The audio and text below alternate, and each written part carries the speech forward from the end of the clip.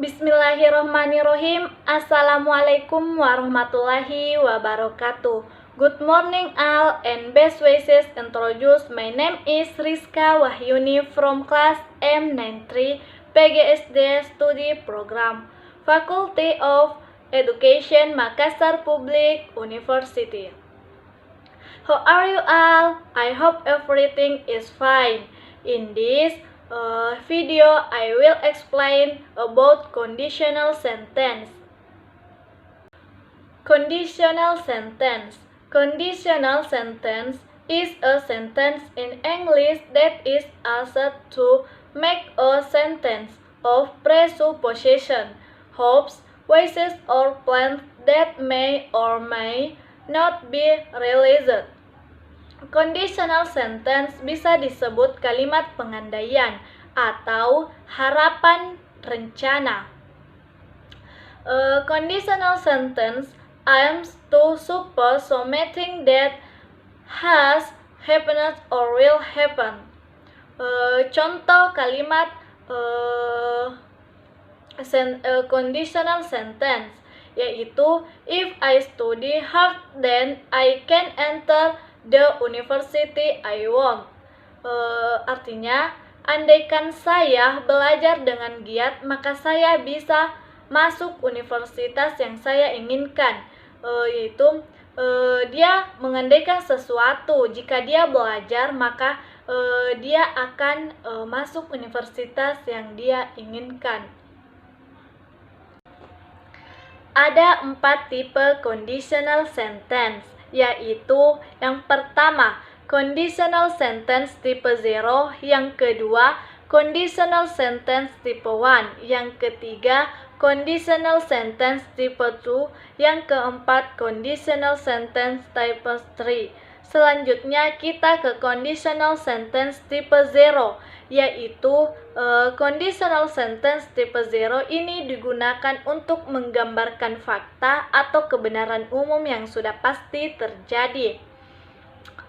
Rumus tipe 0. If plus infinitive verb 1, infinitive verb 1. Ada in clause and main clause. Example, if hot water it boils. Jika kamu memanaskan air, airnya mendidih. Kan sudah pasti terjadi. Yang kedua, if we burn paper, it becomes ash. Jika kita membakar kertas, itu menjadi abu. Dan sudah terjadi dan sudah pasti akan terjadi. Selanjutnya yang kedua yaitu conditional sentence tipe 1.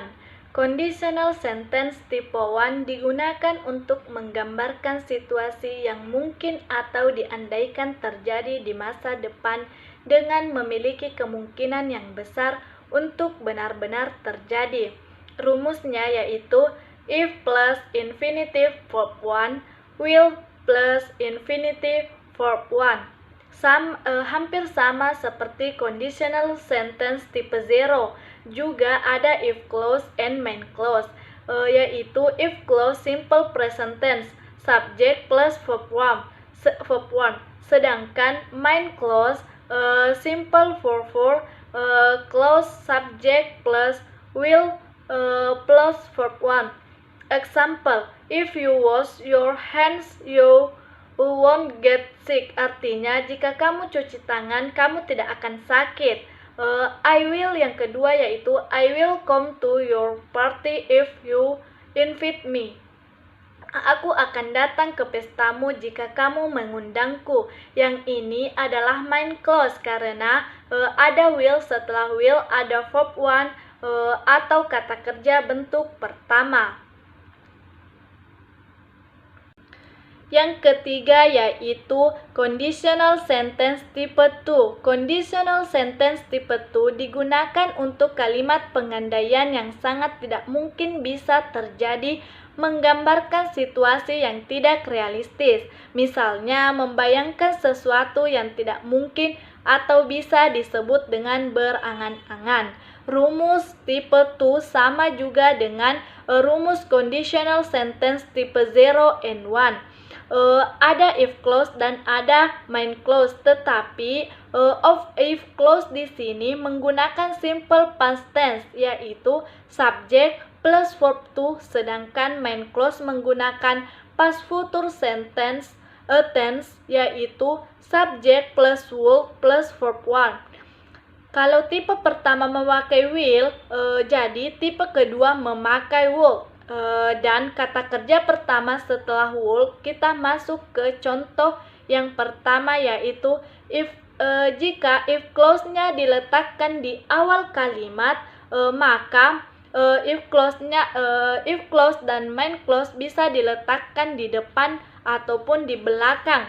Jika diletakkan di depan berarti harus ada penghubung koma. Tetapi jika if clause-nya diletakkan di akhir kalimat, maka tidak perlu menggunakan penghubung koma. Contoh yang pertama if clause di awal kalimat, yaitu if I were you, I would rather right now. Artinya jika aku adalah kamu, aku akan beristirahat sekarang. Masuk ke contoh yang kedua, yaitu if clause-nya diletakkan di belakang, jadi tidak perlu ada koma untuk menghubungkan. Jadi langsung saja, yaitu I will stay in this job if had another options. Artinya saya tidak akan menetap di pekerjaan ini jika saya punya pilihan lain. Di sini main clause-nya berbentuk negatif, tapi tidak harus if clause-nya juga berbentuk negatif ya.